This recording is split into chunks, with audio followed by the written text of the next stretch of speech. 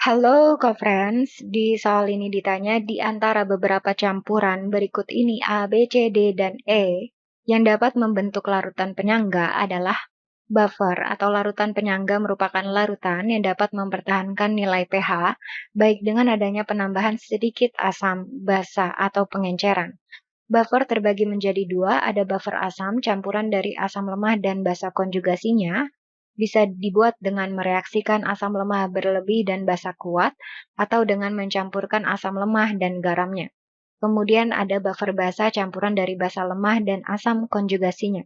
Bisa dibuat dengan mereaksikan basa lemah berlebih dan asam kuat, atau bisa juga mencampurkan basa lemah dan garamnya.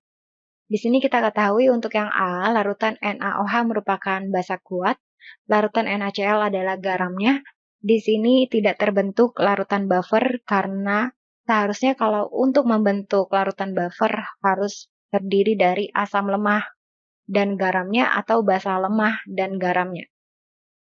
Kemudian untuk yang B, NaOH juga basa kuat, kemudian CH3COONA juga garamnya di sini. Ini bukan terbentuk buffer ya, tidak terbentuk larutan buffer, tetapi seharusnya di sini adalah campuran dari asam lemah CH3COOH dan garamnya, baru bisa terbentuk buffer asam ya. Jadi untuk yang B juga salah, untuk yang C, NH3 termasuk basa lemah, HCl termasuk asam kuat. Nah, di sini untuk yang C bisa benar ya dengan syarat basa lemahnya ketika direaksikan harus berlebih, harus tersisa. Kemudian untuk yang D, CH3COOH asam lemah, kemudian NaOH basa kuat. Nah, ini juga bisa terbentuk buffer ya. Kalau yang C tadi terbentuk buffer basa jika basa lemahnya berlebih. Kalau yang D di sini jika asam lemahnya berlebih, maka bisa terbentuk buffer asam. Bagaimana untuk yang E? HCl adalah asam kuat, kemudian NH4Cl adalah garamnya. Di sini salah ya. Seharusnya di sini bukan buffer. Kenapa? Karena untuk garamnya ini seharusnya berpasangan dengan basa lemahnya, NH3. Jadi bisa terbentuk buffer basa, bukan asam kuatnya. Kemudian kita buktikan manakah yang benar antara yang C dan yang D. Manakah di sini yang benar? Untuk yang C terlebih dahulu, di mana kita ketahui terdiri dari basa lemah NH3 dan asam kuat HCl. Jadi di sini, untuk membentuk campuran buffer basa, maka basa lemahnya harus bereaksi berlebih. Jadi untuk HCl-nya, asam kuatnya harus habis bereaksi, jadi mol per koefisiennya yang terkecil agar habis bereaksi dan basa lemah NH3-nya tersisa. Di sini kita hitung mol, rumusnya molaritas dikalikan dengan volume, N sama dengan M kali V. Untuk yang NH3, molnya adalah 0,5 molar dikalikan 25 ml, kita dapatkan 12,5 milimol. Kemudian untuk yang HCl-nya, 0,25 molar dikalikan dengan 50 ml, kita dapatkan 12,5 milimol juga. Di sini kita buat persamaan reaksinya, jangan lupa disetarakan. NH3 ditambah HCl membentuk garamnya NH4Cl. Kita masukkan di sini mol per koefisiennya. Kita cari yang terkecil, harus asam kuatnya habis bereaksi dan basa lemahnya tersisa. Untuk NH3 di sini, molnya adalah 12,5 milimol dibagi dengan koefisien pada persamaan reaksi yaitu 1, yaitu kita dapatkan 12,5 milimol. Kemudian untuk yang HCl, molnya juga sama, 12,5 milimol, kemudian koefisien pada persamaan reaksi juga 1. Jadi 12,5 milimol juga, dua-duanya sama-sama habis bereaksi. Tidak ada yang tersisa, seharusnya basa lemahnya berlebih ya, agar membentuk campuran buffer basa dengan garamnya.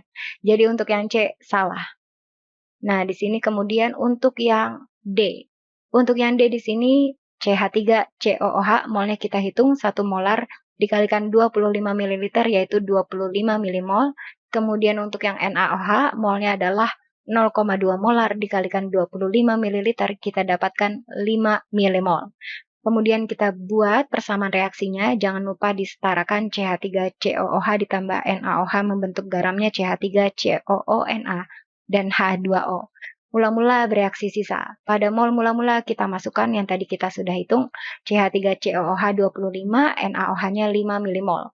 Nah, di sini untuk mol yang bereaksi kita cari tahu dulu manakah yang sebagai reaksi pembatas. dengan cara mol per koefisien dicari yang paling terkecil.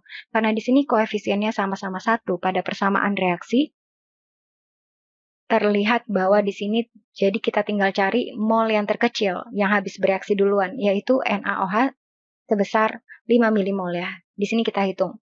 Untuk yang CH3COOH, molnya adalah 25 milimol dibagi koefisiennya pada persamaan reaksi yaitu 1, jadi kita dapatkan 25 milimol. Untuk yang NaOH, molnya adalah 5 milimol dibagi dengan koefisien pada persamaan reaksi adalah 1. Jadi kita dapatkan 5 milimol. Nah, di sini yang sebagai reaksi pembatas adalah NaOH. 5 milimol, habis bereaksi duluan. Dan untuk mengetahui di sini senyawa yang lain yang bereaksi molnya berapa, kita ketahui dengan perbandingan mol sama dengan perbandingan koefisien. Karena koefisiennya sama-sama 1 pada persamaan reaksi sehingga mol yang bereaksi juga sama, yaitu 5 milimol. Dan yang tersisa adalah asam lemahnya CH3COOH 20 milimol dan terbentuk garamnya CH3COONA 5 milimol. Jadi akan terbentuk buffer asam yang terdiri dari asam lemah CH3COOH dan juga basa konjugasinya CH3COO- yang didapat dari terurainya garam CH3COONA membentuk ionnya CH3COO- dan juga ion Na+. Di mana ion CH3COO- yang dihasilkan di sini merupakan basa konjugasi dari asam lemah CH3COOH. Jadi jawaban yang tepat adalah yang D, terbentuk buffer asam. Sampai jumpa di soal berikutnya.